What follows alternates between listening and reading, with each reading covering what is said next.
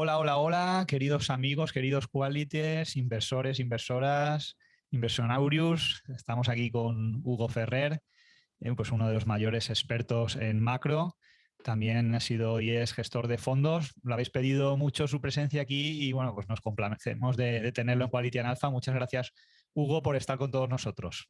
No, gracias a ustedes, Emilio, y a vuestro interés. Y bueno, tú dices uno de los mayores expertos en macro. Lo que pasa es que hay tan pocos analistas macro en España que a poco que rasque, pues, igual hasta uno sabe un poco por destacar, ¿no? Pero, porque en España es que hay muy poco macro, ¿no? Entonces, vamos a ver lo que puedo aportar y nada, vamos al toro. Bueno, hay muchos seguidores nuestros que les gusta analizar un poco y en general, pues nos gusta estar informados, aunque invirtamos o no utilizando la macro, pero bueno, hay que saber un poco por dónde va el futuro, pues para también tus inversiones dirigirlas, ¿no? Por ejemplo, aquel que piense que debe invertir en el Nasdaq o en tecnología durante los próximos meses o años, o invertir en España porque confía, hay ciertas tendencias que no puedes evitar, o saber si tienes, no sé si confías en China, en los mercados, en las materias primas, ¿no? Pues bueno, todo este tipo de activos distintos que hay dentro del mundo de la inversión. Bueno, las bolsas hoy creo que recuperan un poco, pero no sabemos hacia dónde vamos. Dicen, hablaban de recesión, ahora parece que no hay recesión, esta inflación. Aquí en Valencia hay un dicho que decía mi abuela, decía, vamos como cagallo per sequía, ¿no? O sea, vamos dando tumbos como un cagallón por una acequia. ¿Hacia dónde Pues vamos, Hugo? repítelo de nuevo el dicho. Dice, vamos como cagalló per sequía, como un cagalló por una acequia. Pues te digo una cosa, es una, una definición muy precisa del mercado, ¿no? También estaba aquí la frase de Costolani, ¿no? Que decía que hacía la metáfora entre lo que es la economía y los mercados, que era como un hombre paseando con su perro por la ciudad, ¿no? Dice, mientras el hombre va del punto A al punto B, el perro hace zigzag, huele a aquel árbol, vuelve para allá, y al final es verdad que los dos tienden a acabar en el mismo lugar, pero el perro ha recorrido mucha más distancia, ¿no? Pues lo mismo es aquí. Además, mi teoría, más o menos contrastada con el tiempo, es que el sentimiento de mercado basta que suba o baje un 10% algo para que, para que de repente pues la gente diga, no, ya estamos en la recuperación, ya todo lo peor ha pasado, va a subir muchísimo, al mes siguiente cae o a los 2 meses siguientes cae un 10% y todo el mundo súper negativo, ¿no? Eso suele ser así. Y bueno, yo creo que todavía hay mucha esperanza, ¿no? Que no sería ningún problema si los fundamentales macro fueran positivos, pero creo que los fundamentales macros son bastante negativos, ¿no? Además de una forma extrañamente claros, ¿no? Porque realmente las cosas son muy obtusas, son muy abstractas, son más de grises que de blanco y negro, por supuesto, la realidad es muy compleja de analizar, pero esto es un mercado que se define por dos características. Una es una desaceleración económica global, que es ya muy clara en muchos indicadores, y otra es que la Reserva Federal, que al final es el Banco Central del mundo, porque el dólar es la moneda de reserva, está subiendo tipos y quiere seguir subiendo tipos dentro de esa aceleración. Y este esquema es diferente a todo lo que hemos visto en los últimos años, ¿no? Porque típicamente la economía se enfriaba o se dejaba que se enfriara porque lo hacía de forma orgánica, ocurría algo, y entonces la Reserva Federal aparecía para apoyar los mercados, pero no por amor a los mercados, que igual también, porque les gustaba invertir a los de la Fed. Apoyaban los mercados porque era la forma de garantizar que el crecimiento seguía en marcha, ¿no? Pero ese esquema de funcionamiento, dada la inflación post-pandémica, pues ha cambiado. Ahora, como la inflación es tan elevada, la Fed tiene que matar a los mercados. En vez de darle vida cuando se empieza a intuir falta de crecimiento, es la Fed la que tiene que estrangular los mercados para que la inflación no vaya más. Que les ha dado demasiada vida quizá, ¿no? Durante la época del coronavirus. Sí, pero no, y desde el 2008, desde la crisis, tú piensas una cosa, si tú eres banquero central y tienes dos mandatos, por un lado los precios y por otro el pleno empleo, como es el caso de la Fed, en Europa teóricamente solamente es la inflación, pero mentira, siempre son las dos cosas. Si tú tienes ese doble mandato, el señor Powell o el que fuera en su momento, y la inflación es el 2%, cae al 1%, está súper controlada, tú ya te olvidas de esa métrica y toda tu preocupación es el crecimiento. Entonces, como el mercado de acciones es un reconocido indicador adelantado, a la mínima que la corrección llegaba al 15%, tú dices, oye, cuidado, voy a ayudar a los mercados con palabritas o suspendiendo una subida de tipos o bajándolo, lo que fuera, para apoyarlo. Es normal, si la inflación está controlada, tú solamente tienes una métrica. Y claro que sí, es lo que ha provocado como subproducto de todo este comportamiento, efectivamente, pues que hayamos alcanzado a ver, valoraciones agregadas bastante elevadas, ¿no? O sea, la respuesta a lo que dice es afirmativa. Bien. Mira, si te parece, voy a ir leyéndote preguntas de los amigos foreros y sobre ellas vamos contestando Muy y bien. podemos comentar, porque hay bastantes, podemos comentar aspectos macroeconómicos o incluso microeconómicos, ¿no? Bueno, micro, hay una cosa que a mí siempre me gusta explicar, y lo voy a hacer aquí, me has dado pie, es que micro, yo por ejemplo no sé nada de acciones particulares, ¿no? Ni siquiera me interesa porque mi mente, mi estructura mental, mejor dicho, le encantan las abstracciones, las generalidades, ¿no? Y sin embargo otra persona puede tener un enfoque completamente diferente. Si mira, a mí las abstracciones no me gustan, a mí me gusta encontrar esa pequeña joyita, ese supermercado noruego, esa cadena familiar, y creo que va a ser un boom. Entonces, yo no creo que haya mejores estilos de inversión. Odio los debates pueriles entre ese estilo de inversión es mejor o no, es mejor el otro. Las Yo creo etiquetas, ¿no? que Las las etiquetas. etiquetas, sí, oye, pues ¿es la macro mejor? Ni mucho menos, ni mucho menos. La macro es una forma de aproximarse a los mercados que nos gusta a gente que nos gusta las abstracciones, ¿no? A partir de ahí te voy a decir, de lo micro no me preguntes mucho porque no sé mucho de lo macro, lo que pueda responder. Muy bien, muchas gracias por la aclaración. Vamos a ver la primera pregunta de nuestro amigo José Luis Especulata. Dice, ¿la escalada de precios de la vivienda de Canadá y Estados Unidos la ve sostenible o cree que hay una especie de burbuja? Y luego habla también del tema de la vivienda en España. Si seguirán las alzas en las grandes ciudades por la falta de vivienda nueva a pesar del parón, ¿no? En España, claro, por un lado está el tema vivienda en Estados Unidos o en Norteamérica, y luego en España, que yo creo que es un caso completamente distinto, ¿no? El parón demográfico, la España vaciada y luego, claro, las zonas, digamos, con mucha demanda, pues como pueda ser Madrid, Barcelona, Bilbao, zonas puntuales de Valencia, ahí sí que quizá sea de distinto comportamiento, ¿no? Pero no sé si se puede generalizar o hay que ir país por país. Yo no generalizaría para nada. Como tú has dicho, España es un caso muy diferente a Estados Unidos, claro, lo voy a comentar porque justo escribí hace un día un hilo al respecto en Twitter. España, sí, yo he visto, sin entrar mucho porque no sé nada del mercado inmobiliario más allá de superficialidades, por supuesto, pero yo veo mi provincia, Las Palmas, que, no, que es una provincia pues, que la población crece, porque es un sitio costero, turístico y todo esto, y los precios están bastante estancados, y el número de hipotecas a nivel nacional es como desde la crisis del 2008 cayeron en picado el número de solicitudes de hipoteca, y va subiendo poco a poco, pero sin mostrar rasgos de exceso, ¿no? Es verdad que Madrid, como tú dices, Barcelona, pues obviamente son lugares muy demandados y hay una subida de precios. Yo creo que como mi escenario es que vamos a hacer una recesión en Europa y en España, por supuesto, que obviamente, como suele ocurrir en las recesiones, es que los precios se moderen. Pero no, como no creo personalmente que estemos en una burbuja, no creo que sea una gran moderación. No creo que la gente de repente va a encontrar una ganga brutal en el mercado inmobiliario. Igual se modera un 10% y ya es bastante. Saltando a Estados Unidos, a mí me parece muy interesante, porque de nuevo, es la locomotora del mundo, creo que es 2/3 partes de la capitalización del mercado de acciones del mundial, o sea, es relevante para todo el mundo, ¿no? Y el mercado americano es mucho más dinámico, en el sentido de que la gente cuando tiene una vivienda, bueno, hipotecada, y sube de precio, enseguida la vuelve a tasar y vuelve a pedir un endeudamiento sobre esa subida de precio. Y mucha gente, no todo el mundo, pero muchísima gente acostumbra allí que como sube el precio, endeudarte más. Se compra un Tesla, ¿no? Sí. Con lo que le da el banco. Exacto, exacto. Dice, oye, la casa ha subido, estoy viendo que ha subido un 20% los precios, que estaban subiendo a ritmos del 20%, que es una barbaridad. Y entonces dice, bueno, mi casa vale más, voy a endeudarme más para comprar la siguiente cosa.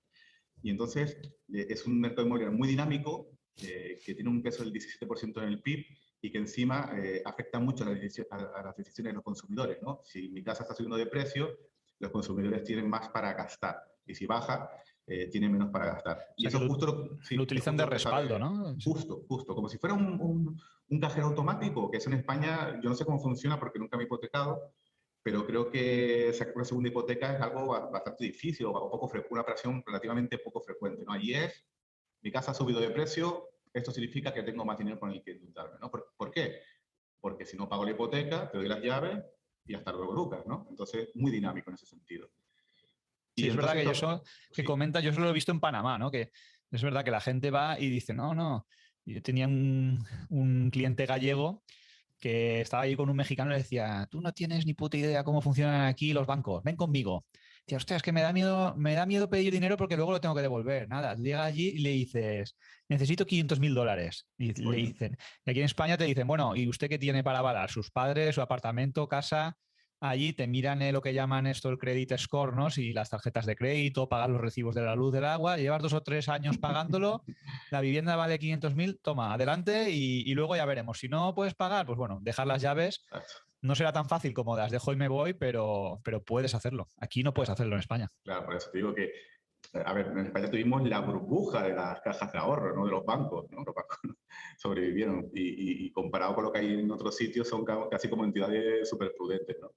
Y entonces, eso en América afecta mucho a todo, ¿no? Porque si la inflación está muy elevada y la Fed no quiere, sino necesita bajarla, dice que hay que bajar dos cosas. El precio de las acciones y el precio de las casas, porque son los que crean un efecto de riqueza, pero negativo. Y cuando la gente tiene menos dinero, consume menos y la economía ha matado la demanda y la economía se enfría. Que en este caso el problema inflacionario es tanto de oferta como de demanda, pero la Fed solo puede actuar sobre la demanda y es lo que está haciendo. Entonces, como la Fed, respondiendo directamente a tu pregunta, como la Fed necesita bajar la inflación, está atacando la bolsa y el mercado inmobiliario. Y por tanto, las subidas del 20% anual del mercado inmobiliario americano y esos precios que han alcanzado con respecto a los salarios, un punto más elevado que el 2006, que ya es decir, pues obviamente van a caer. No sé cuánto, eso no se puede saber, aquí hablamos de tendencias, pero creo que va a caer con fuerza durante un tiempo. Y en España lo dudo bastante. Algo se moderará, pero poquito. En España yo lo que pienso un poco, ¿no? Porque lo que decía José Luis en Twitter, no lo escribía, claro, que el patrón demográfico pues está envejeciendo a una velocidad grande, ¿no? Y yo creo que es algo preocupante. De hecho, las estadísticas dicen que cada español heredaremos una vivienda y media. Entonces, y los salarios además están estancados, no como pasa como en América, ¿no? Y claro, yo, por ejemplo, la vivienda, la zona en la que vivo también, que es turística, llevan los mismos precios pues desde antes de la crisis, desde 2006, 2007, algunos incluso ni han recuperado. No sé cómo se va a afrontar eso a largo plazo con una pirámide demográfica menor, probablemente también presione los precios a la baja, ¿no? Y eso afectará también aquí a la riqueza, porque pues en España yo creo que 4/5 partes de la riqueza está también en el inmobiliario de los Sí. españoles. O sea, sí, la provincia de Las Palmas, donde vivo, ya te digo, los precios suben de forma... Bajaron hasta el 2013, como toda España, y luego de 2013 fueron 6 años desde el comienzo de la crisis. Y han pasado otros 9 años y los precios han subido de forma muy moderada. Claro que el que escuche esto, digo, mira, yo estoy en Madrid y cuesta un ojo de la cara Claro. comprar, y digo, te doy la razón, te doy la razón. Y posiblemente ahí es donde más se moderen los precios si llega esta recesión que yo espero, ¿no? Bien, vamos a hacer algunas preguntas de segundo impulso. Ya ves que aquí los seudónimos, bueno, pues como en Pero a Investia. José Especulata lo conozco de Twitter y a Segundo Impulso también, por supuesto. Bien, son grandes seguidores tuyos. De hecho, pues han insistido mucho en poder escucharte y verte. Y bueno, dice, pregunta de segundo impulso, dice, ¿cuál es su indicador favorito adelantado? Pues en Europa lo tengo clarísimo y además hice un hilo sobre ello recientemente en Twitter, pero pueden buscar, que es la M1. La M1, que es un dato que publica el Banco Central Europeo, bueno, los bancos centrales de Europa, es la suma de los depósitos a la vista, que son los que puedes ir al banco y rescatarlos al momento, 24, 48 horas, no sé la definición exacta, y las monedas y billetes en circulación, que obviamente son una cantidad menor. Entonces, históricamente, los cambios interanuales, bueno, digamos, las tasas de cambio de la M1, o sea, como sea que se mida, pues correlacionan muy bien con el PIB 4 o 6 trimestres después. Ahora mismo, justo en el mes de marzo, además esto se mide en términos reales, ¿no? Defractado. En el mes de marzo, la M1 descendió en términos semestrales por primera vez desde la crisis del 2012. Así que es el principal argumento que yo me baso para pensar que estamos entrando, que entraremos en una recesión en Europa en los siguientes trimestres. Y bueno, tampoco es que ya sea gran noticia. El Bundesbank creo que sacó una proyección que hablaba de recesión. El Banco de Inglaterra lo dijo oficialmente. No sé quién falta por decirlo. Bueno, Lagarde, supongo. Y ese es mi indicador favorito, sin duda, la M1. Y también se puede mirar a nivel global y los datos ahora mismo son bastante malos. Bueno, dice, ¿cree que desde este punto conseguiremos rentabilidades positivas en la renta variable USA en la próxima década? Bueno, de este punto seguramente sí, pero si medimos el punto de enero, ¿no? Del 1 de enero, porque fue el 4 de enero el día anterior, creo que las rentabilidades a una década van a ser tirando a planas, ¿vale? Claro, eso va a un rango desde un 3% anualizado, por ejemplo, hasta un -3%. no se puede intentar acotar. Ya estamos haciendo demasiado para predecir el futuro. Pero esto me baso en las valoraciones de largo plazo del mercado, pues que tiene esa correlación que dice, oye, cuando has llegado a un extremo, pues las rentabilidades suelen ser bastante planas en los siguientes años. Esto 10 años, luego es como todo, esto incluye un mercado bajista, luego un mercado bajista súper bueno. Ahí tendrá mucho que decir la Fed, ¿no? Con los tipos de interés, si continúa subiéndolos o por lo contrario, pues se sostiene un poco. O puede ocurrir, como en la recesión del 2000, si te fijas, hubo bastante dispersión de los sectores. La tecnología obviamente se dio un castañazo, pero bueno, hubo muchos sectores que sí que acabaron cayendo, pero se mantuvieron bastante bien. O sea, y dentro de 10 años dicen, no, mira, es que los sectores más value, que le favorecen unos tipos de interés más altos, igual se han apreciado a un 8% anual. Y el tech a un menos 2%. Pues sí, claro. Claro, puede pasar. Empresas hemos visto tecnológicas caer desde máximos un 80-90%. Quizá podrían tardar 10 años en recuperar. A lo mejor otras empresas como las que están relacionadas pues, con el petróleo, las materias primas, puedan seguir creciendo a un ritmo más o menos estable. Podría ser un escenario de ese tipo, ¿no? También habla aquí dice, hemos hablado un poco de etiquetas, pero bueno, dice, a partir de ahora, value o growth. Yo creo que un poco ya he respondido antes a eso, pero bueno, sí, justo, podemos contestar. value. Seguramente value, seguramente Palamés, que lo habían matado hace 2 años, me han matado, enterrado y puesto pesas encima. Yo creo que va a ser otra vez un héroe y la gente va a volver a ponerse la cara de Paramés en sus perfiles y toda esta exuberancia que ha habido con el crecimiento, que tira mucho de tecnología, pues como todo ocurre en los mercados, hay diferentes estilos que pasan por muchos años de hacerlo mejor o peor. Y creo que ya hemos llegado a ese punto de cambio a favor del value. Dice, ¿a qué se debe el mal comportamiento del sector bancario español en las últimas fechas, a pesar de la subida de tipos? Correcto. El sector bancario, que es un sector súper regulado, o sea, que no tiene capacidad de creatividad para salirse de su grupo, como no de su industria, en un régimen desinflacionario como el que hemos vivido en los últimos años, no este, claro, pues obviamente cuando suben los tipos de interés significa que hay más crecimiento. Y entonces al haber más crecimiento y hay tipos de interés que también se puede prestar con un mayor diferencial, pues los bancos cuando suben esos tipos subían. Y cuando los tipos bajaban, o sea, que había una expectativa de menor crecimiento, los tipos bajaban y los bancos caían con ellos, ¿no? Reflejando la mejora o la peora económica a través de los tipos de interés y también por esos diferenciales mayores o menores que dan para prestar dinero. Y esa correlación es bastante sólida, pero en los últimos, no sé, 6 meses, por ahí, 8 meses, ha ocurrido que los tipos se han elevado muchísimo desde que la Fed abrazara una política monetaria mucho más restrictiva y sin embargo los bancos han quedado pues planos, ¿no? No han roto soporte, yo creo que por la debilidad del euro, pero bueno, no han roto soporte del todo, pero tuvieron una torta muy gorda desde el máximo de marzo o febrero, no lo sé. Y entonces se ha abierto una divergencia muy grande, tipos altos y los bancos flojeando muchísimo. La última vez que una divergencia tan grande fue en el 2000, antes de una recesión. ¿Por qué? Porque esta vez unos tipos más altos no se asocia con una economía más benigna, sino que se asocia con un banco central muy restrictivo por miedos a la inflación y por miedos a la falta de crecimiento. Entonces se rompe esa relación y entonces es un mal signo. También pregunta, ¿ve probable un nuevo QE una vez la economía de Estados Unidos entre en recesión y empiece a subir el paro? Bueno, es difícil responder a eso, ¿no? Pero si me tengo que jugar, que estamos aquí para responder,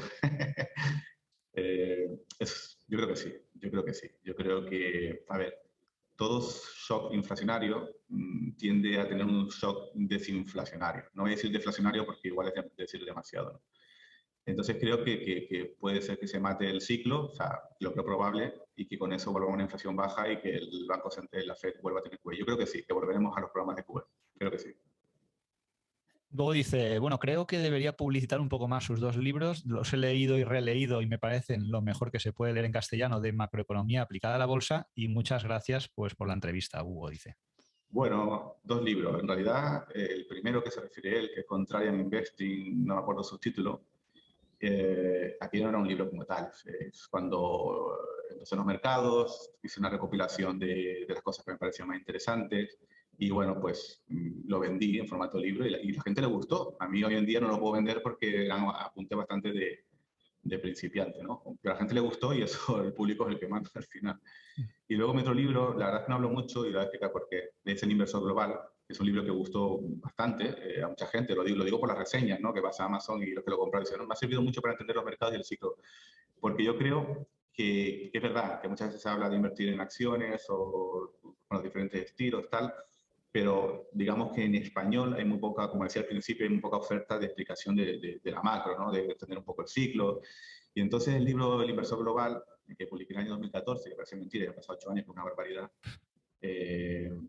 tiene dos partes. La principal, que es la más larga, que me parece estupenda y la sigo defendiendo hoy en día, que explica pues, el ciclo económico. Hombre, hoy en día creo que lo explicaría todavía mejor y más enriquecido, ¿no? Pero explica el ciclo económico, explica cuáles son los indicadores, cuáles son, cuáles se pueden mirar, cuál es un poco la lógica, ¿no? De cuando ocurre esto y esto, pues más o menos puedes determinar que está en recesión, que determinar una recesión es algo bastante complejo y difícil normalmente. Y sobre todo, determinar un nuevo ciclo alcista, eso curiosamente o paradójicamente es mucho más fácil, porque digamos que las recesiones son procesos más lentos y luego el ciclo económico se deteriora y cae.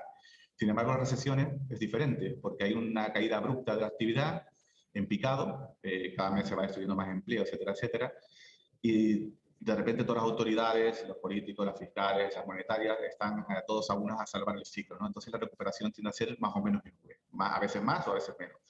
Y entonces se produce lo que llamamos los brotes verdes, eso que la gente se cachondea cuando hay una recesión y dice los brotes verdes, jaja, esto está hecho una mierda.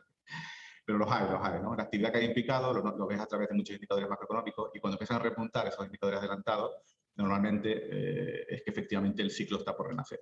Entonces esa parte del libro la defiendo, pero la última parte del libro proponía, como tampoco es importante, ¿no? Pero proponía como una operativa más discrecional y yo a la luz de la experiencia personal llegué a la conclusión de que no quería una operativa discrecional y entonces me cuesta hoy en día promocionar un libro que tiene una parte con una forma de invertir que no defiendo, ¿me entiendes? Y por eso no hago prácticamente ningún tipo de publicidad. Bien, Pero creo que para el ciclo a la gente le gustaría. buen momento para actualizarlo ahí. Podemos hacer un otro capítulo cuando tengas la actualización lista. Sí, la verdad es que sí. Lo que pasa es que querría revisarlo todo, sería como escribir otro libro y ya cuando seamos súper famosos y súper exitosos y todo eso y tenga la autoritas, pues seguro. Bueno, Iker Perejil nos dice, buen día, Hugo, o buenas tardes ya. Dice, antes que nada, agradecer su presencia en nuestro canal y hace una pregunta, bueno, interesante, ¿no? Sobre tu posición en referencia a Bitcoin y cómo ves su futuro. Y ahí la ampliaría yo a las criptodivisas, ¿no? En general, y cómo me gustaría saber también cómo ves tú el Bitcoin. Entiendo que lo verás un poco como yo, pues como una divisa descentralizada, porque hay gente que lo ha visto como un activo o que podría ser fruto de la especulación de una manera salvaje, ¿no? Como lo han sido otras o algunas incluso que han caído pues hasta la bancarrota hace poco, ¿no? El caso de la famosa Terra Luna. Mira, si la pregunta es si tengo una idea filosófica, una visión de largo plazo del Bitcoin, no tengo ninguna. Porque eso de que pueda ser reserva de valor o no sé qué, eso es una cuestión de fe, ¿no? Hasta que no se demuestre. Y yo no tengo soy agnóstico, no tengo razones ni para dudarlo ni para afirmarlo. Me gusta la idea, me encanta. Yo soy de los primeros millennials y la idea de tener algo digital que sea flexible completamente, pues me encanta. Ahora bien, yo no tengo esa visión ni para bien ni para mal de futuro y lo único que observo son las correlaciones, es decir, cómo se comporta el Bitcoin con respecto a otros activos, ¿no? Y la correlación hasta ahora es clarísima. Por supuesto, estoy hablando de los últimos 4 años, 2017. Antes de eso era un activo que subió de 0 a casi 20.000 y ahí no había correlación ninguna. La correlación era lo que fuera. Pero desde entonces, que ya son bastantes años, porque son 4 años por ahí, el Bitcoin mantiene una alta correlación con las acciones de alta beta. De hecho, si tú trazas la correlación entre el ratio de acciones de alta beta a las de baja volatilidad y pones el Bitcoin, se comportan igual. Lo cual está significando, y lo estamos viendo, el mercado está corrigiendo y el Bitcoin lleva una caída del 50%, si no me equivoco, más o menos.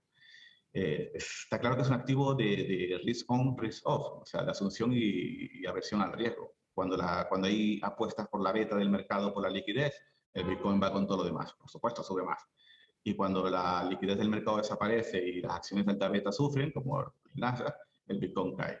¿Qué me está diciendo esto? Que no es un activo refugio a día de hoy. No lo ha sido durante los últimos 4 años. Si alguien tiene una visión, me alegro muchísimo de que se forre con esas visiones. Pero yo, como no lo entiendo, a pesar de que me gustaría y veo su comportamiento, estimo que el Bitcoin, como mi idea es, vamos a una recesión, los activos de riesgo van a tener un mercado bajista mucho más profundo de lo que hemos visto y por tanto, el Bitcoin lo normal es que caiga bastante y posiblemente un 90% como hemos visto en otras veces, ¿no? O cerca. Y luego es curioso porque economías como El Salvador, ¿no? Están tratando de endeudarse en Bitcoin. No sé si es que porque piensan que su divisa no vale nada o porque están tratando de captar inversores de fuera, como sea, o quizá pues sin depender pues, de la Fed incluso, ¿no? Para no tener que endeudarse en dólares. Bueno, Bukele, el presidente Bukele se llama, ¿no? Sí, Bukele. sí.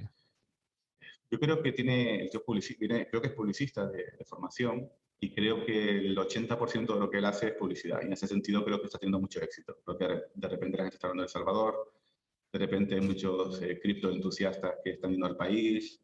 Es decir, en ese sentido creo que es una idea inteligente, ¿no? Voy a llamar la atención, voy a convencer a mi nación a ser menos violenta, ¿no? Porque está echando unas redadas ahora importantes. Creo que eso es inteligente de su parte.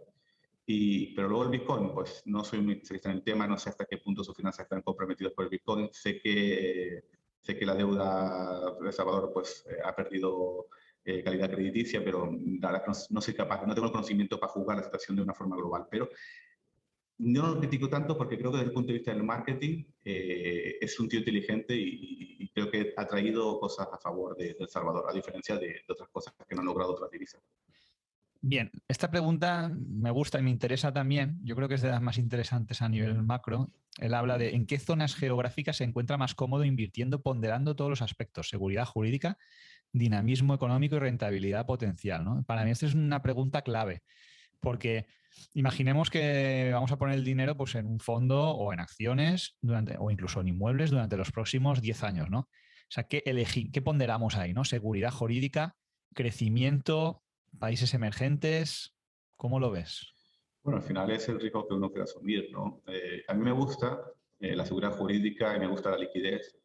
Y esto en principio es un poco raro, ¿no? Porque dice, bueno, ¿no encuentras más ineficiencias en sitios con menor liquidez o más alejados de los centros de poder y decisión?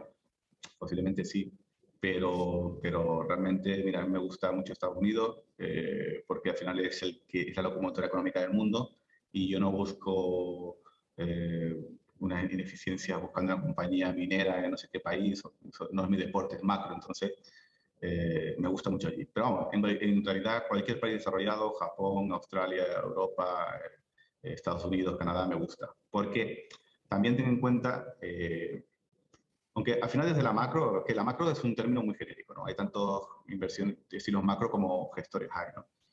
Eh, Macro emergentes al final es una apuesta por la energía, básicamente, y por el dólar, por esa combinación de las dos cosas, ¿no?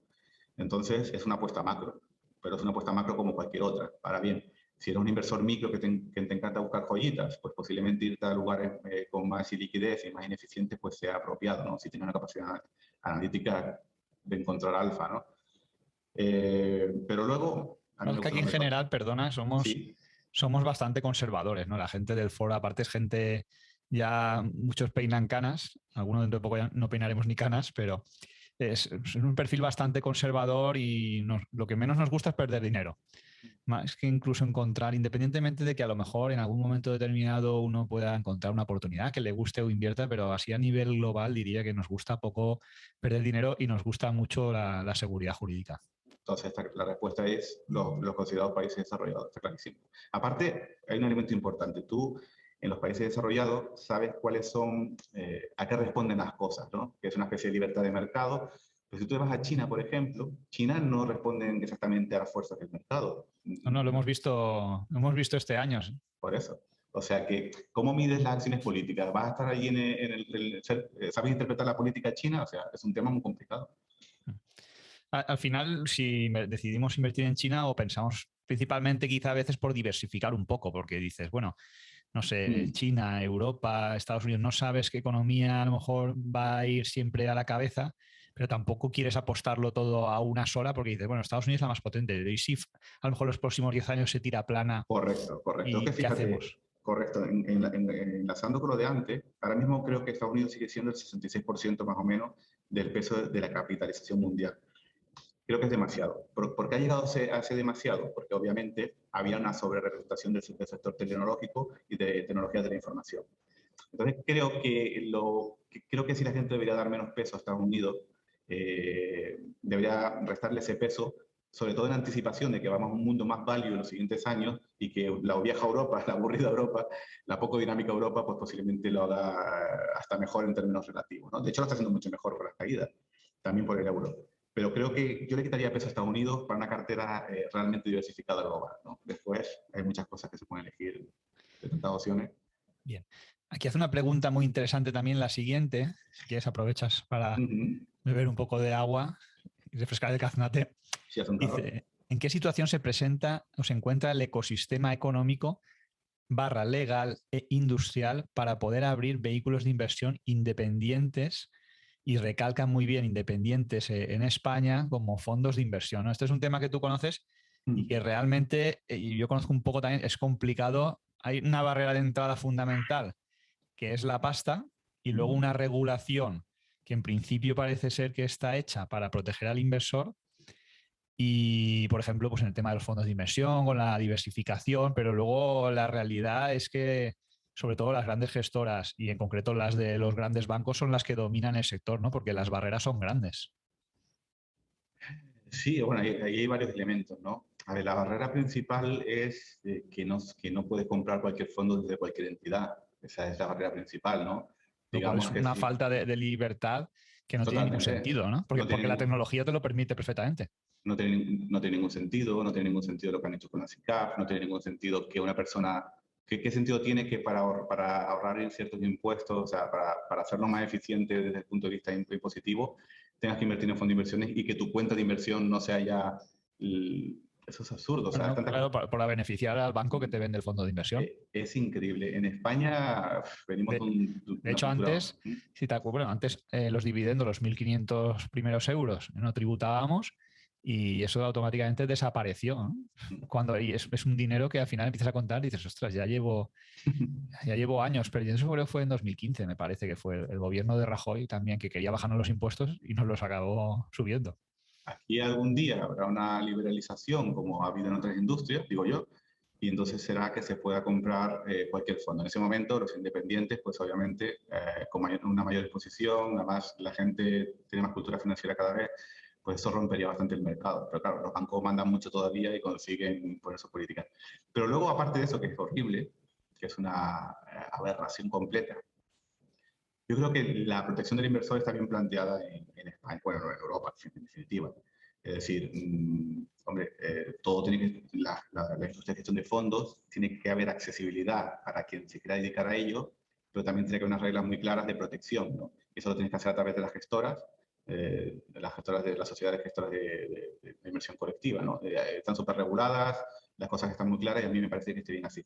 Y luego, fíjate, no hay tantas barreras, más digamos que un compartimento de fondo de inversión se puede abrir a partir de 600.000 euros, hace falta un poco más porque puede bajar el valor liquidativo, obviamente, y no es tan grande. Claro, con 100.000 euros no puedes, obviamente, tienes que convencer a unos cuantos para hacer. Pero yo creo que no, que la parte de no poder comprar fondos en cualquier lugar es una aberración, pero creo que la protección al inversor está muy bien hecha en términos de diversificación y tiene lógica, porque si no coge un fondo dirigido al público minorista y en vez de tener una diversificación concreta, pones todo en Tesla y mañana Tesla se va... Entonces, atraería los riesgos que, desde mi punto de vista, la lógica reguladora es correcta, que intenta evitar riesgos extremos, ¿no? Para los inversores y ahorradores. Y luego el acceso como profesión no es tan difícil, al final es darte a conocer un poco, que claro, que algunas personas inviertan en ti, es que 700.000 euros es poco dinero en realidad, ¿no? O sea, Sí, hombre, si lo es, comparas con los mercados, sí, pero para cualquier particular, pues es una cantidad claro, sí, sí, no puedes empezar con significativa, 100.000 claro. euros, pero la cantidad a partir de ahí, y claro, como todo en la vida, te tienes que dar a conocer, igual familiares, amigos, comenzar unos cuantos, y ese es el límite. Pero aparte del dinero, por encima de eso no hay ningún problema. O sea, es una profesión bastante abierta, hay muchas gestoras, hay bastante competencia en eso, y en ese sentido no hay problema. Yo entiendo que a lo mejor se refiere, por ejemplo, imagínate que tú quieres montar una gestora, eso ya es más complicado. Eso sí. Y claro, luego, si tú la gestora no es tuya, por ejemplo, controlar el tema de las comisiones tampoco está en tus manos, sino que al final tienes que rendir cuentas a la gestora y con un fondo pequeñito, pues, por ejemplo, no se puede tener una comisión menos del 1%. Eso con un fondo de No, un eso está millón, claro. ni siquiera saldrían los números, ¿no? Nada, no. Un fondo de 1 millón no gana dinero. No gana dinero ni de 2 ni de 3. O sea, a no sé que tenga la comisión de ganancia y tenga un buen año, pero no se gana dinero. O sea, quien está con fondos pequeños está en una lucha para ver si se hace un fondo más grande y triunfa. Es una carrera muy dura, muy sacrificada. O sea, en todo sentido. Es así. A ver, montar gestora es muy complicado. Tienes que tener empleados, tienes que gastarte un dinero en todo el montaje. Pero es lógico, es que tiene que ser así. Yo pondría los requisitos, yo no entraría tanto en eso como que los requisitos de la SICA fueran mucho más bajos, que es eso de 2,5 millones, eso es una barbaridad. Que volvieran a tributar como los fondos de inversión, porque definitivamente no hay, aparte de la personalidad jurídica, que es importante, no hay ninguna otra diferencia, básicamente. Entonces pondría que la SICA se pueda montar con 300.000 euros y que ¿No? la gente tuviera cuentas. Claro, y porque un particular que tenga 30.000 euros o 3.000 no puede tener las mismas ventajas si es un dinero que va a utilizar, por ejemplo, para su pensión el día de mañana, ¿no? Correcto, Dentro es de una 10, 20 o 30 aberración. años. Es una aberración. O sea, que tú pagues impuestos, imagínate, tengo mi cuenta, cobro dividendos, 1.000 euros, lo que sea, 10.000, y cobro esos dividendos, pago impuestos, los vuelvo a invertir otra vez en las empresas y cuando vuelvo a cobrar, vuelvo a pagar impuestos sobre lo mismo que ya he pagado. O sea, es el Es una impuesto sobre el aberración. impuesto. Impuesto sobre el impuesto sobre el impuesto. Claro, sobre algo que Eh, ya he pagado, además, IRPF y Seguridad Social. Además, no es que no exista en el mundo, ¿no? En un montón de países están las cuentas o sea, libre de... Bueno, prácticamente en todas. Por ejemplo, no sé, en Francia si inviertes en empresas francesas también. Sí, o Pero sea, aquí te sale España, más barato sí, invertir en Estados Unidos o en Reino Unido. igual deberíamos crear una iniciativa popular en el foro de los qualities Para y a quemar el ver Congreso. si... Para ver si cambia la cosa. La verdad que lo piensas y es una desvergüenza completa. Dices, No, ¿cómo? no, de hecho hubieron iniciativas cuando lo de la tasa Tobin se introdujo en España. Bueno, ha caído la compra de valores lógicamente españoles y no sé si esperaban recaudar 1.000 millones. Hacienda ha recaudado 100 y ¿En hubo serio? iniciativa, pero no la apoyaba nadie. No la apoyaba nadie esa ¿Ha sido iniciativa. de 100 millones al final, el total? No me acuerdo, pero una cantidad ¿Qué cantidad ridícula así, no? con lo que se esperaba. O sea, absurdo. Bueno, no nos vamos a sorprender, estaba ya escrito por las experiencias de otros países, ¿no? O sea, Claro, obviamente, ¿no? Pero es que es poner trabas a un mercado que necesita. Luego vas a pedir inversión a Qatar y en cambio le estás metiendo tasa Tobin a todas las inversiones particulares. aparte que es un impuesto sobre la gente de la calle, me explico, porque si Claro, tú hombre, sobre la clase media. estás drenando la liquidez del mercado, significa que la horquilla de negociación es más amplia y al final la señora nonagenaria, por poner súper cliché, va al banco, quiere vender mi fondo y lo está vendiendo a peor precio y ha pagado el impuesto con una peor horquilla. Bueno, en fin, vamos a seguir con las preguntas para no calentarnos con la política. Vamos a seguir con las preguntas. Vamos aquí subiendo el tono. Ahora las de inversión consciente. Dice que es un seguidor tuyo también, por lo menos lo conocemos de FinTweet. No tengo consciencia de que esté en el foro, pero como la gente se pone los Ah, seudónimos ya. tan extraños, nunca los puedo identificar. Dice, pregunta para Hugo, ¿qué has aprendido? Esta es muy interesante. ¿Qué has aprendido de tus errores de inversión? ¿No? Que bueno, supongo que como todos, yo creo que inversor que no haya tenido errores no debe existir. Entonces, Sí, pues bueno, hay que aprender de ellos, ¿no? pues como he tenido tantos errores, he aprendido muchas cosas, ¿no? Y bastante profundas. Porque una cosa es tener errores pequeños y otra cosa es tener errores por tiempo prolongado, ¿no? Yo creo que la principal lección que aprendí muchas. O sea, y obviamente los inversores seguimos aprendiendo muchos errores todo el rato. Pero aprendí cosas muy importantes. Y la primera es fundamental que el inversor se tiene que conocer a sí mismo muy bien, ¿no? Obviamente en el arte de conocerse a sí mismo es un arte y es muy complicado porque es muy fácil ver a una persona que está al lado tuya y si estás todo el día con ella, al final de 2 o 3 años la conoces genial, ¿no? Pero es muy difícil tú exponerte a una vitrina como si estuvieras expuesto a ti mismo, es súper difícil. Y entonces lo que descubrí es que primero uno tiene que invertir y proceder en la vida en general, por supuesto. Primero entender su naturaleza propia, ¿no? Y luego a organizar todo de acuerdo a esa naturaleza. No al revés, no, es que me gustan las cosas así o creo que deberían ser así y las voy a hacer así. Pero si no está a favor de tu naturaleza, al final es como intentar que un río fluya por donde no tiene que fluir y acaba el desastre, ¿no? Y esto que parece tan metafísico es bastante específico, me explico. Y uno de todos los defectos que puedo tener, uno de ellos, por supuesto, es la impaciencia. Y la impaciencia en los mercados es una cosa terrible, ¿no? Te lleva a un montón de errores. Y entonces los errores cometidos durante mucho tiempo, el analizar cómo era mi personalidad, que seguro que solamente ha sido un análisis pobre con la realidad completa, pero uno de mis rasgos, por comentar un ejemplo muy concreto, es la impaciencia.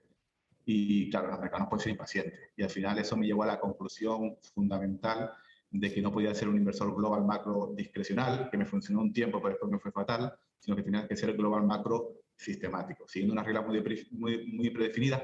¿Por qué? Porque si tú tienes rasgos de la personalidad como la impaciencia, no está nada bien que interfiera con la operativa. Te puede ir bien un tiempo, pero al final del tiempo te va a ir muy mal. Y eso fue lo que me llevó a tener unas reglas bastante predefinidas, que te obligan a ser mucho más pausado, a seguir esas reglas, a analizar esas reglas, a medirlas. Y eso fue mi experiencia, digo, de irme mal, es que lo más importante es conocerse a sí mismo. Por ejemplo, otro ejemplo no referido a mí. Hoy en día está muy de moda o relativamente de moda la indexación, ¿no? Pero mucha gente está indexándose y no se conoce, ni conoce los mercados, ni conoce la historia de los mercados, ni se conoce a sí misma. Y eso probablemente acabe en errores muy gordos, ¿no? ¿Qué es un error muy gordo? Pues que tú, Emilio, que me has dicho que practicas mucho la indexación, eres un conocedor de los mercados, sabes que te la puedes comer 5 años y aguantas. ¿Por qué lo conoces? Pero una persona que se anima a los mercados recientemente, que no se conoce ni los mercados ni a sí mismo, cuando caiga un 30% le va a entrar temblor de pierna y va a cometer el error de salirse. En Entonces, realidad, las que sí. practican la indexación en mi casa son mis hijas, que no saben ni lo que, ni lo que es la bolsa y llevan desde que nacieron, la mayor ya casi 8 años, indexadas, ¿no? Esas sí que son inversoras les da igual que suba o que baje, porque como no saben ni que lo tienen en la cuenta, ¿sabes? No, Es, no mueven ficha y probablemente sean las que más rentabilidad sacan en la por casa. eso, o los inversores muertos, ¿no? Que son al final que dicen, no, es que no has operado, no, es que estoy muerto. Y ha hecho una operativa de puta madre. Sí, sí, sí, sí. Pues ese es el principal error y la conclusión que yo he encontrado. Conocerse a uno mismo lo mejor posible. Sí, invertir de la manera que te encuentres muy, muy a Con tu gusto. naturaleza, con tu naturaleza. Porque, oye, como decía antes, si tú tienes mentalidad macro por tu estructura mental, experiencia y tal, haz eso. Pero si tú tienes mentalidad micro, que te encanta encontrar una joyita, hazlo. Pero el cliché, oye, ¿cómo se liga? Sé tú mismo. Pues resulta que los mercados, yo creo que el ser tú mismo es lo mejor de todo. Inversor Consciente también pregunta sobre, bueno, hemos hablado de países ya, habla también de sectores, que esto no lo hemos comentado tanto, y activos. ¿Cuáles te parecen los mejores si tienes liquidez para invertir ahora, ¿no? Sectores, a mí, por ejemplo, yo creo que después de todo este proceso de autoconocerme a mí mismo, diría que llega a la conclusión que los sectores para mí que más me gusta son el lujo, que sí que es un sector cíclico, pero luego otros, por ejemplo, como el de la salud, que es un sector más defensivo, y el tecnológico, que es un sector que es muy volátil, pero que también es más rentable, ¿no? Entonces, pero no están muy ligados al ciclo, bueno, o No, quizás sí. poco, relativamente poco. Mm. ¿Por qué te gusta el lujo tanto? Por el power pricing, porque llega a la conclusión de que, bueno, en Europa son las empresas que mejor han funcionado, ¿no? Empresas como L'Oréal, Louis Vuitton o Richemont en Suiza, son empresas que aunque la economía pues sufra una inflación, tienen esa capacidad de subir un 10% los precios de los bolsos y eso parece que no le afecta a nadie. Entonces, O al sea, final, va bastante bien con ese entorno inflacionario. sí, ahí me encuentro más a gusto, sobre todo en la situación de comprar y no mirar, o comprar en rebajas cuando viene un ciclo bajista donde baja el consumo discrecional, pues sí, si puedes aprovechas para comprar más acciones de ese tipo, que creo que es lo que está haciendo Si no ahora. recuerdo mal, el sector de lujo, obviamente las recesiones cae, pero luego recupera muy bien, ¿no? Sí, sí. Ahora, por ejemplo, el dueño de Louis Vuitton, que es el señor Arnault, pues Mm, está comprando más acciones, incluso la empresa está haciendo recompras de acciones, ¿no? Con la idea de que ya ha caído un poco, pues con la idea, supongo, de que cuando el ciclo se vuelva a recuperar, suba, porque normalmente el consumidor, ¿no? Pues cuando viene la crisis, incluso el que tiene dinero deja de comprar, ¿no? Automáticamente, ese miedo que lo tiene todo el mundo, automáticamente se retiene y deja de comprar. El que no puede, no llega a fin de mes, pues hace lo que puede, pero el que tiene el dinero se lo guarda y cuando vuelve, digamos, a la fase alcista o la época más bollante es cuando lo vuelve a sacar para gastar, ¿no? Y aumenta el consumo y la demanda. Y yo creo que ahí es cuando esas empresas se aprovechan y te suben los precios pues hasta el infinito y más allá. ya. Y también, igual en momentos de crisis, el lujo se aprecia porque se lo puede permitir mucho más, ¿no? Mira, estoy showing off, ¿no? Aquí con cualquier un vehículo de lujo, una ropa. Estamos en crisis, pero yo sigo estando de lujo, ¿no? No sé si hay algo de eso. Sí, sí, sí. Bueno, ¿y las materias primas cómo las ves? Las materias primas, Porque yo estamos ahí creo, claramente en un ciclo que ujú, parecía que estaba, fíjate, el petróleo parecía que iba a desaparecer y mira, otra vez está ahí en los 100 fíjate dólares. que hace un rato compartí un gráfico en Twitter muy interesante que el cobre, que es una, bueno, pues una materia prima muy industrial, y las materias primas agrícolas llevan manteniendo una correlación muy elevada por los últimos años, ¿no? Y parece ser, porque hasta que no pase más tiempo, obviamente, pero parece ser que esa correlación se ha roto, que el cobre ha empezado a bajar, reflejando un ciclo más débil, como estamos hablando, y sin embargo las materias primas agrícolas, que tienen mayores cuellos de botella, por motivos obvios, sobre todo de guerra y todo esto, se han mantenido más arriba, ¿no? Entonces, No, el puede transporte ser. también internacional está ahora sufriendo muchísimo, ¿eh? El transporte internacional probablemente eso les afecte también. Sí, fíjate que el índice de transporte de Estados Unidos, en concreto ayer se llevó un varapalo del 9% y no tenía una caída tan elevada desde 2020 y desde 2008, por lo cual se está dando pistas, o hemos visto Walmart y Target caer en picado porque se empieza a percibir que el consumo va a caer. Pero las materias primas yo creo que va a haber una divergencia. Las más cíclicas, que tengan menos problemas de cuello de botella, van a caer y las que tengan pues cuello de botella brutales obviamente va a ser difícil que caigan. Mira cómo está el petróleo de fuerte, ¿no? Con todo el cierre que ha habido en China, el petróleo tiene que haber caído. Hoy, estaba Sí. cayendo hoy y ayer, pero se ha Lo, mantenido bastante bien. lo que pasa es que están bajando las reservas también de petróleo y parece ser que Mm. no hay suficiente producción incluso para poder recuperarlas o mantener la demanda. Entonces, Mm. no Yo creo que se vaya a relajar. me voy a guiar un poco por el escenario 63-75, donde los precios de la inflación permaneció elevada, porque una cosa es el pico de la inflación y Sí. otra es que la inflación baje de verdad. Y fíjate, allí los precios siguieron escalando, con sus fluctuaciones siguieron escalando, pero por ejemplo compañías petroleras cayeron fuertemente durante la recesión del 73, no en la primera parte, pero sí en la segunda mitad.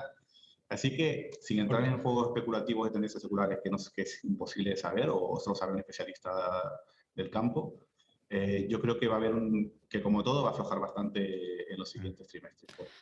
No, bueno, menos relativamente, pero va a aflojar. que tomen nota los amigos que estaban esperando para vender la Repsol, porque la verdad es que el subidón que ha tenido en el último año ha sido muy fuerte. Pues yo creo que va a caer en la segunda mitad de la recesión. Mm. Pero bueno, Sí, sí, que bueno, si viene una recesión y cae el consumo, pues caerán, ¿no? Porque claro, claro, efectivamente. están muy ligadas a eso. El problema es saber cuándo, pero bueno, eso como no lo No, vas a saber nunca. cuando no lo vas a ver nunca, no lo vas a ver nunca. Puedes, si ha subido mucho Repsol, pues hombre, también tienes que decir, si ha subido mucho, no hay que pensar muy linealmente siempre, voy a quitar una parte, ¿no? Como quien dice. Claro, es que las empresas cíclicas, a ver, yo creo que no tiene sentido tener una empresa cíclica durante todo tipo de ciclos, ¿no? O sea, tiene sentido reducir peso cuando el ciclo está en la parte alta y aumentarlo cuando está en la baja si quieres ganar dinero. En algunos Aparte, casos es muy sí, difícil. Por ejemplo, en las de automoción es muy difícil definir cuándo el ciclo está en la parte alta o baja, ¿no? Y más ya, ahora con el eléctrico. ya. Fíjate que históricamente hay un patrón de que el ciclo bursátil, o sea, los índices básicamente, hacen techo y un tiempo después lo hacen las materias primas, ¿no? Siempre se ha dicho que las materias primas hacen techo después y se ha cumplido más o menos en el 2000, si no me equivoco, en el 2008 por supuesto que sí. ¿Te acuerdas del 2000? En el 2008 que habían empezado a caer los índices, en el Sí, 2007 las materias primas seguían repuntando creo que hasta marzo del 2000. Miedo a la inflación, hasta se subieron tipos de interés en Europa. Siempre hay un lag, ¿no? Un retraso ahí. Y en el 2020 obviamente no, fue toda la vez o por ahí. Y ahora creo que está ocurriendo lo mismo, que sin pronosticar, por supuesto, una caída brutal de la materia prima, que no lo creo que primero ha hecho techo la bolsa y que lo está haciendo las materias primas en general, así como totalmente global. sí. Hombre, sin llegar a ser una crisis como la de 2008, porque No, yo no, no, no, recuerdo no que tiene nada parecía que el fin del ver. mundo, Sí, lo parecía, ¿eh? pero sí, no ahora no se ven motivos no para que sea tan grave, pero sí que el patrón parece que se está repitiendo. No, porque la crisis del 2008 al final era una crisis de crédito financiera y eso pues es viciosa. Yo creo que esta crisis es más, en principio, nunca se sabe lo que hay, que muertos en que armario, pero en principio es una recesión mucho más Mm. transparente, sobre datos muy públicos, de inflación. Sí, el problema lo tendremos cuando venga la crisis de deuda soberana, que no sabemos cuándo vendrá, que ahí sí que tiene pinta de que la pelota va a ser difícil de amortiguar, ¿no? Cuando caiga, porque los gobiernos están aprovechando los tipos bajos para endeudarse hasta arriba, ¿no? Y España no sé si paga al año, no sé si está pagando ahora 150 millones de euros al año de intereses, ¿no? De la deuda, que es una cosa irrisoria comparado con la cantidad astronómica que tiene. La deuda es ese factor que está ahí, que no suele afectar cíclicamente, porque siempre puedes meter más deuda, pero que un día llega y te explota. ¿no? Exactamente. La gente argumenta mucho sobre el alto nivel de endeudamiento para dar opiniones cíclicas, y en mi opinión eso es un error. Pero obviamente la deuda es un problema. Grecia, que mi mujer es griega, el país con una demografía horrorosa. Una deuda creo que del 200, ¿no? Si no me equivoco. La total no, ni la sé. Eh, pues no sé, tendremos que crear más hijos o no sé qué milagro va a llegar o no sé, no tengo ni idea. Muy complicado. Bueno, vamos a hacer un pequeño ahí repaso a algunas preguntas, si te parece. Uh -huh. Antes he obviado presentarte porque Bien. yo creo que te conoce todo el mundo ya, pero bueno, aparte del fundador de Investia, pues bueno, has estado en la industria, ya llevas años y yo recuerdo tus inicios en Rankia y luego montaste el fondo de Renta 4 Ítaca, ¿no? Correcto. Entonces, bueno, cuéntanos un poco cómo fue aquella experiencia. Ya sabes que algunas inversiones, pues no sé, no se lo tomaron muy bien o han habido críticas fuertes en ese proceso, pero también habrá sacado muchas cosas positivas, ¿no? Sobre la experiencia e incluso sobre Renta 4, ¿no? Que por ejemplo es un banco que muchos continuamos siendo clientes de ello y es un buen banco de inversión en España. Sí, justo lo que explicaba antes cuando me preguntaba, creo que de inversor consciente, Sí, que había aprendido de mis errores de inversión, justo lo que estaba comentando era sobre todo esa fase, ¿no? Estuve en Renta 4 y luego en otra gestora muy breve periodo de tiempo, siempre haciendo el mismo tipo de global macro discrecional. ¿Y qué aprendí? Pues, a ver, piensa que yo era una persona que tenía unos pocos clientes en privado diciendo lo que hago y si quieres me copies, si quieres no. Y de repente en el 2015 me metí en la industria desde ser un completo outsider entré en la industria sin pasar por ningún proceso, digamos, de crecimiento, de aprendizaje, cómo funciona la industria, ¿no? Y bueno, pues empezamos en marzo del 2000, a finales de marzo del 2015, que casualmente fue el techo de la rentabilidad europea durante mucho tiempo. Y bueno, y fue una época muy complicada. Primero porque en un entorno de mercado bajista, lateral de tanto tiempo, creo que hasta el 2018, si no me equivoco, 19, la renta variable lo que hacía era caída, subida, caída, subida. Culpa mía, porque decidí centrarme en Europa en vez de centrarme en Estados Unidos, que iba mucho mejor. Eh, y fue un periodo muy complicado. Lo que dije antes, ahí descubrí que lo que hacía no era válido, me pudo valer durante un tiempo, pero cuando los errores, hay una cosa que puede hacer durante un tiempo, es que los mercados, la gente dice, no, que he hecho esto durante un año y me ha ido bien. Y yo te digo, no, sí, cuidado, eso no. Yo llevaba unos años haciendo ciertas cosas, claro, me dedicaba mucho a Estados Unidos, la bolsa subía, tenía correcciones que siempre iban bien, y pensaba que era como quien dice el rey del mambo, ¿no? Y después llegó un escenario completamente diferente. Me centré en Europa, pensando que Europa le iba a ser mucho mejor. Ahí aprendí que lo que está haciéndolo mal tiene tendencia a seguir haciéndolo mal durante mucho tiempo, ¿no? Y aprendí, pues empezamos en marzo, que fue ese techo, que después una subida muy fuerte, vinieron los problemas de Grecia, ¿te acuerdas de Tsipras? Que sí, casi se sale hombre. del euro, Varoufakis. Varoufakis, luego el miedo de la economía china, que fue en la final de año, y luego la réplica que hubo en febrero. Un entorno de mercado fatal que para una operativa discrecional, no es que el error estuviera en la operativa global macro discrecional que hacía entonces, es que cuando las cosas se te empiezan a dar mal, es que el entorno del mercado vaya mal, que sea tu primera experiencia en la industria de inversión con todos los nervios que eso te puede entrar, ¿no? Empieza a ir mal y dices, hostia, ya no es como antes que la gente me copia si quiere no, estoy con mi dinero y ya está. Tienes clientes en un entorno muy complicado, la cabeza empieza tomando decisiones discrecionales, la cabeza empieza a funcionarte mal y acabas haciéndolo muy mal. Y esa fue mi primera experiencia en la industria, que como digo fue en 34 y luego en Esfera durante unos meses más, siempre haciendo el mismo tipo de estrategia. Ahora hablaremos de Esfera también, que tiene tela que cortar ahí, Esfera Capital. Sí, no, bueno, no, la verdad es que no sé la historia de ellos, pero vamos, para mí es la misma época, ¿no? Que tú, con que pasara de una gestora a otra, hacía exactamente lo mismo, Pero, ¿no? ¿el fondo era el mismo o el producto o cambiaste No, algo? era otro vehículo de inversión de otra gestora, pero haciendo el mismo tipo de estrategia. Y global macro discrecional. Y entonces, claro, cuando llevas unos cuantos años cometiendo errores, vale, el mercado no acompaña, luego había cosas con las que no estaba de acuerdo que no quiero revisitar porque la operativa era un poco como en el año 80, de coger un teléfono en vez ¿Pero comprabas de acciones para, digamos, esa estrategia discrecional? ¿Comprabais acciones o lo hacías mediante fondos de inversión, ETFs? No, lo hacía sobre todo a través de futuros, pero también, como utilizábamos apalancamiento, también comprábamos acciones, me explico. Podía comprar las acciones que componen el Eurostock 50 en contado y luego para ganar un poco más de exposición compraba futuros, por ejemplo, sobre el Eurostock 50, ¿no? Y eso es lo que hacíamos.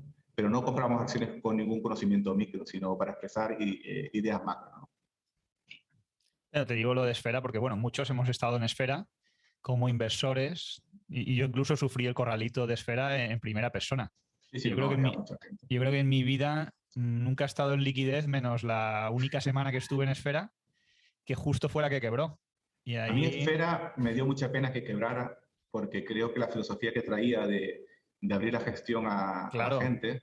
Oye, acuérdate que hay productos que salieron de ahí sí, sí. como el de Sí, bueno, Antonio Rico. hay muchos que han salido de ahí, como el Antonio Rico, pues yo qué sé, el Adarve, hay muchos gestores Por pequeños eso, e- que han salido de ahí. esa filosofía era buena, lo que pasa es que Sí. cometieron un error ahí Bueno, y con el una broker. mala praxis Una también. mala praxis, una mala praxis. Es una Es una mala pena praxis. porque había renovado bastante la industria de fondos españoles, le había dado una sacudida diciendo, cuidado, aquí quien quiera intentarlo, sabiendo con toda la tasa de fracaso que puede haber, lo puede hacer, ¿no? Y fue una etapa, creo que era una idea que me da pena, aunque ahora se ha abierto, ¿no? Ahora, por ejemplo, GPM, Gestión de Patrimonio Hmm. Inmobiliario, donde yo trabajo, te tienes que convertir en gestor, no como aquello que era un poco el salvaje oeste, que podía ser asesor. Sí, bueno, ahora muchas empresas, bueno, muchas gestoras están pidiendo ya incluso no solo gestores, sino que tengas una EAF y también lo están poniendo un poco más Claro, complicado, porque tener bueno, una EAF ya es más difícil. sí, si eres asesor tienes que hacer EA, pero si eres gestor, no. Si eres gestor, te sacas tu certificación y la que se requiere y ya está.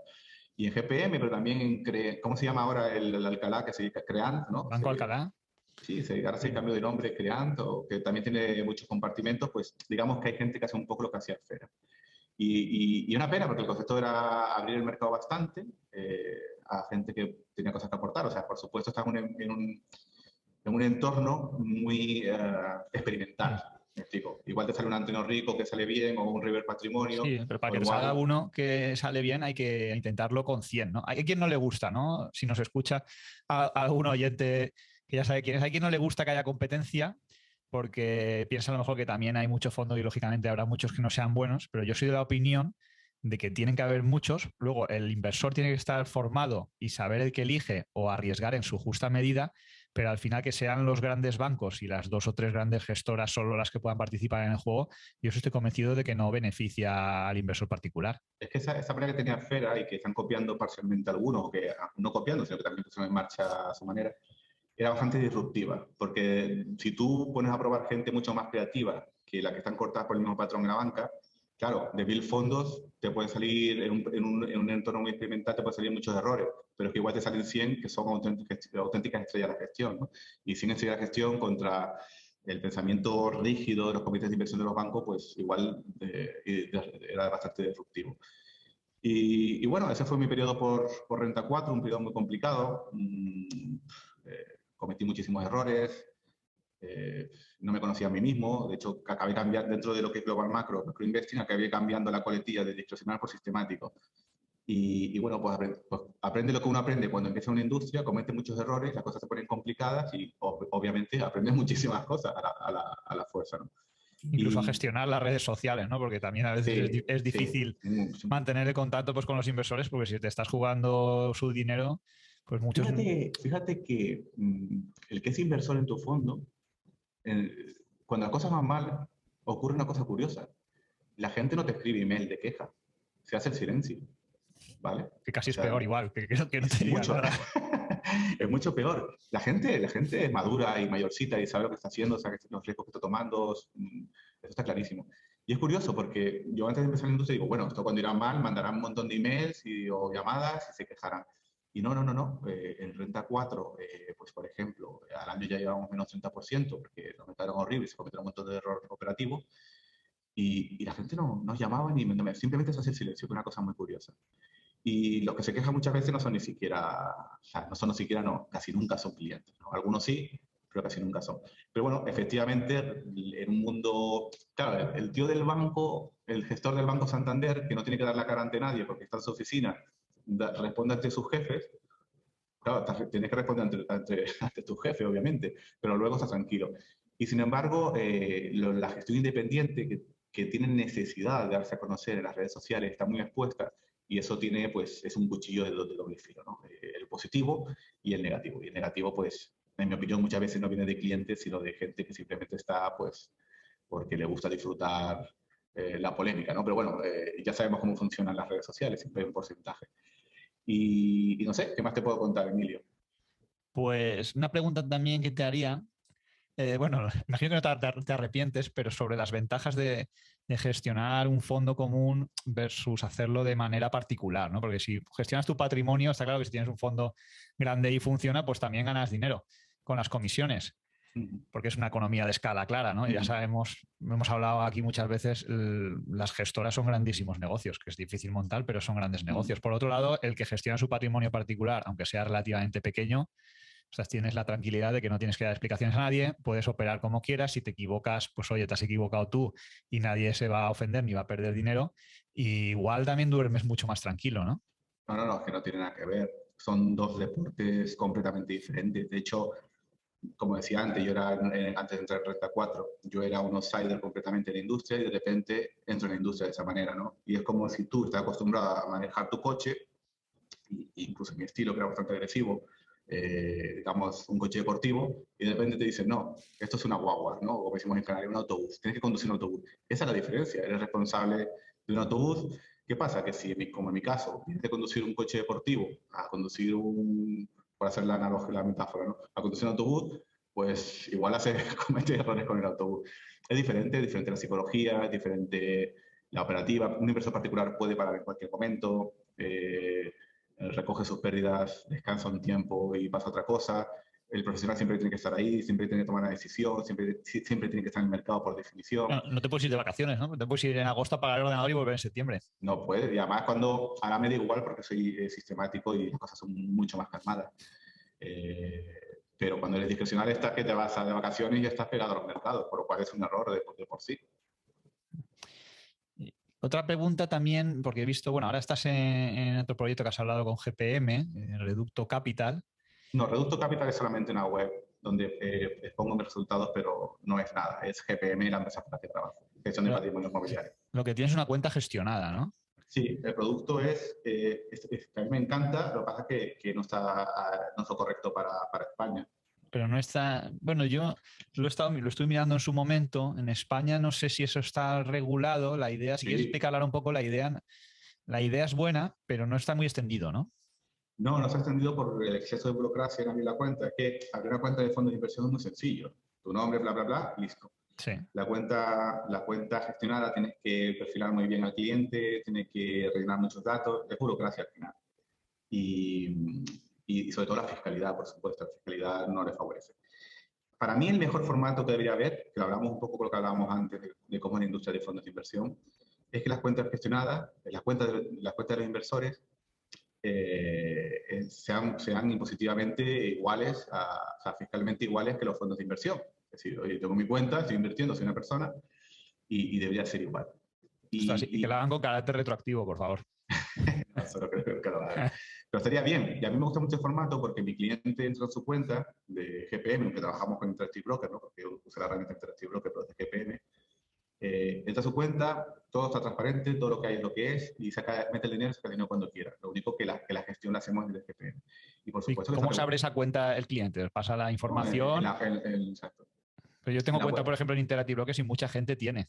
Pero no puedes, no, no, no, no. La cuenta tuya de Interactive Broker es tuya. Es una cuenta nueva que se hace en GPM, que utiliza la herramienta de Interactive Broker, pero es una cuenta nueva, donde hay un contrato de gestión que es que, claro, la industria de fondos en España es muy popular, pero la industria de cuentas gestionadas, que es una figura normal que existe desde hace muchísimo tiempo, regulada por la Comisión Nacional de Mercado de Valores, pues no es tan popular. Pero es lo mismo, un cliente abre la cuenta, firma los contratos, mete el dinero, cuando quiere lo saca y el gestor es el único que puede moverlo, ¿no? El gestor no puede ni meter ni sacar dinero, no tiene acceso, no tiene manera, solo tiene la manera de dirigir las operaciones. ¿Tienes Entonces, requisitos como en los fondos de inversión parecidos a nivel de, por ejemplo, el 50-40-20? O sea, no no, puedes tener. no, el 40-10-5, ¿no? Que era lo de los fondos de inversión. Sí, Eh, las cuentas no. Los modelos de estrategia hay que perfilarlas por diferentes perfiles de riesgo, desde un conservador, arriesgado, muy arriesgado, y ya está. Dentro de eso, y siempre que, hombre, yo estoy limitado que tengo que comprar ETFs o SITs para mis clientes, ¿no? O al menos la mayoría. Entonces, hay mucha más libertad. Digamos que puedo comprar mañana un ETF del SP500 sin ningún problema, o del oro. Que sería una barbaridad poner todo en un oro, pero bueno, podría hacerlo todo en oro y en un fondo de inversión no puedes. Eh, pero bueno, de nuevo, se perfila el riesgo y las estrategias están siempre predefinidas, supervisadas y reguladas por la entidad, ¿no? La sociedad de valores, la agencia de valores o la gestora. ¿Utilizáis apalancamiento también? Sí, sí, sí. La estrategia en GPM puede ir desde no apalancamiento hasta bastante apalancamiento, me explico. Yo utilizo apalancamiento hasta un 100%, como los fondos de inversión, ¿no? Donde puede invertir hasta el compromiso, ¿no? Si tienes un patrimonio de 1.000.000 en un fondo de inversión, puede llegar a 2 con derivados, por ejemplo. Pero en las cuentas gestionadas, que es lo que hacemos en mi modelo, en el All Season Momento. Pero hay estrategias con opciones, que por definición tienen más apalancamiento, aunque el riesgo es la prima, ¿no? Si son opciones compradas. Y entonces, no sé exactamente, pero creo que hay mayor apalancamiento, que podría haber bastante más. Pero bueno, siempre el proceso es el siguiente. La gestora, para que trabaja el gestor, supervisa el modelo y dice, ¿qué vas a hacer? Dime lo que vas a hacer. Entonces le explica, pues vamos a hacer esto, esto, esto, y la gestora define qué grado de apalancamiento es, qué instrumento vas a hacer. Es como un mini fondo de inversión, ¿vale? Parecido. ¿Y la fiscalidad cómo es, por ejemplo, a nivel de cobrar dividendos o de plusvalías? Bueno, la fiscalidad es como si tú mañana abres una cuenta en cualquier entidad y lo que compres y lo que vendes es exactamente igual, no varía. Es una cuenta donde tú eres titular. Y ese, obviamente, aparte de la burocracia y de la menos popularidad, esa es la gran desventaja, ¿no?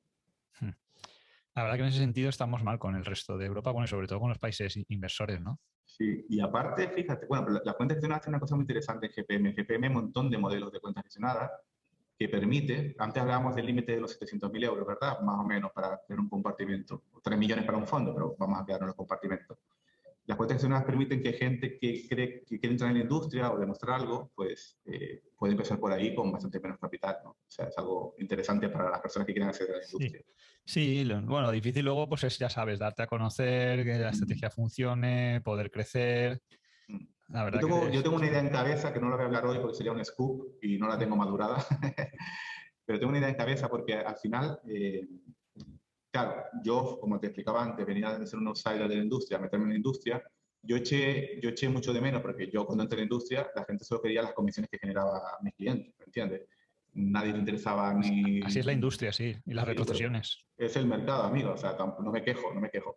Pero sí que echo de menos, en la retrospectiva, que no hubiera una persona guiándome, diciendo, oye, las cosas funcionan así, o, ¿me entiendes? No había trabajo, yo trabajaba solo en mi oficina a distancia. Y me gustaría, O sea, y lo eres un digo, pionero del teletrabajo.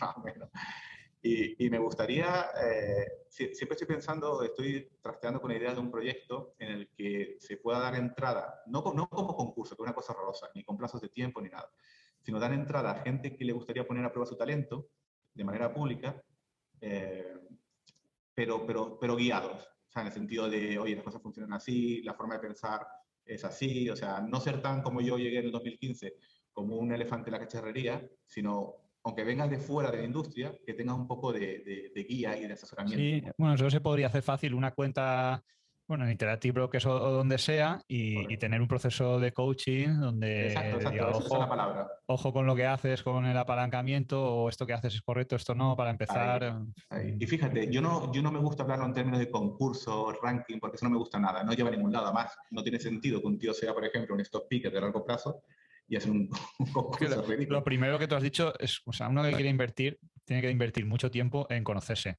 Claro, Ahí hay está. una cuestión que, ¿qué haces mientras me conozco? Porque tienes que hacer algo, ¿no? Pues si Mm, mm. tienes que empezar a invertir y no sabes en 10 años qué perspectiva vas a tomar. Entonces tienes que hacer algo con ese dinero mientras tú sabes pues si eres un inversor que está más conservador, menos conservador, de dividendos, no de dividendos, más Correcto, value, más correcto. growth. Por ejemplo, si me viene un tío y yo que empiece, yo lo intentaría analizar diciendo, ¿esto eres realmente tú? ¿Es realmente lo que te gusta o lo has hecho por alguna otra razón? ¿No?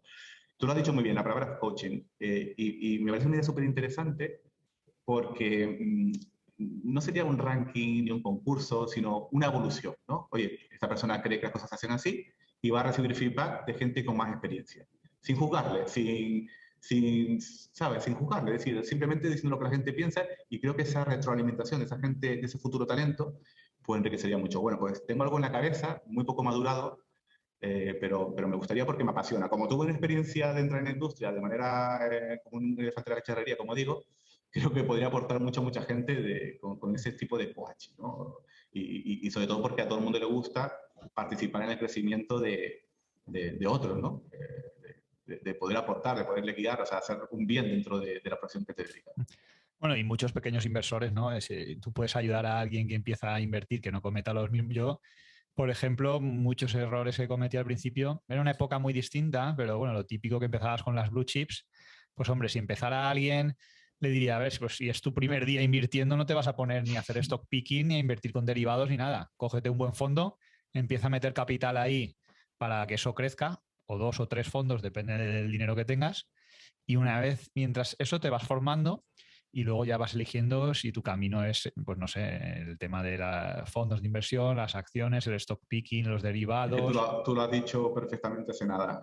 Conocerse a sí mismo y lo que te gusta y lo que quieres estar a tanto tiempo. Y lo que quieres hacer con tu vida, porque ¿para qué lo quieres el dinero, no? Sí. Pues tú el día de mañana necesitas unas rentas dentro de 5, 10, 15 años, quieres vivir de ello, no sé, quieres comprarte una vivienda, quieres tener el dinero simplemente pues como un colchón de seguridad, no quieres perder dinero, quieres ganar dinero, una rentabilidad pues similar al mercado, mayor, menor. O sea, hay un montón de preguntas que te tienes que hacer y luego ya a partir de ahí ya defines tu estrategia y tratas de seguirla, ¿no? Porque luego cambiarla es más complicado. Siempre, ¿Tú, Emilio, pues, cuánto tiempo llevas invirtiendo?